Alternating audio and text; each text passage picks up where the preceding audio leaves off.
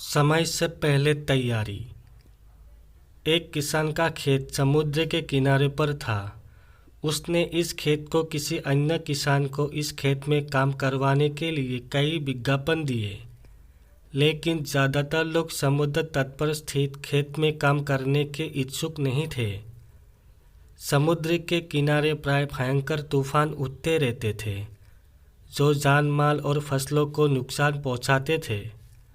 उस किसान ने कई लोगों को अपने सहायक के रूप में कार्य करने के लिए आरक्षण तक देने को तय था, परंतु सभी ने मना कर दिया। अंत में एक बुजुर्ग इस काम के लिए तैयार हो गया। वो बुजुर्ग व्यक्ति इस व्यवहार में बहुत ही टेढ़ा था। वो बहुत कम बोलना पसंद करता था और उसका शरीर दुबला पतला था। वो बुजुर्ग व्यक्ति किसान के पास आया। किसान ने उस बुजुर्ग व्यक्ति से पूछा, खेती किसानी जानते हो?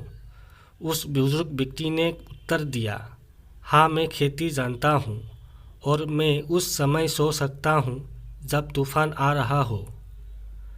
बुजुर्ग आदमी के इस जवाब से किसान बिल्कुल संतुष्ट नहीं था, किंतु उसके पास उसे रखने के अलावा और कोई दूसरा रास्ता नहीं था। वो बुजुर्ग व्यक्ति सुबह से शाम तक खेत में काम में लगा रहता था। किसान भी उसकी काम से संतुष्ट था। एक रात समुद्र की ओर से तूफान की खौफनाक आवाज़ें आने लगी। किसान काफ़ी डर गया। किसान अपने बिस्तर से बाहर निकला और अपनी लालटेन को जलाया। इसके बाद वो किसान दौड़ते हुए उस बुजुर्ग व्यक्ति के पास पहुंचा। वो किसान बहुत ही नाराज़ हुआ, ये देखकर कि इतनी तूफान में वो व्यक्ति सो रहा है। उसको झटका देकर किसान ने जगाया और कहा, जल्दी उठो, तूफान आ रहा है। सभी चीज़ों को बांध लो ताकि तूफान उन्हें उड़ा ना ले जा सके। उस आदमी ने करवट बदलते हुए कहा, नहीं श्रीमान, मैंने आपसे पहले ही कहा था कि मैं उस समय सो सकता हूँ जब तूफान आ रहे हो। उस किसान को बुजुर्ग आदमी के इस टूटक उत्तर से बहुत गुस्सा आया। वो तत्काल उसे नौकरी से निकालना चाहता था, लेकिन वो तूफान से बचाव के लिए बाहर भागा। बाहर का नज़ारा देखकर वो व्यक्ति आश्चर्यचकित और खुश दोनों हुआ। उसने देखा कि खेत की सूखी घास के ढेर तिरपाल से ढके हुए थे।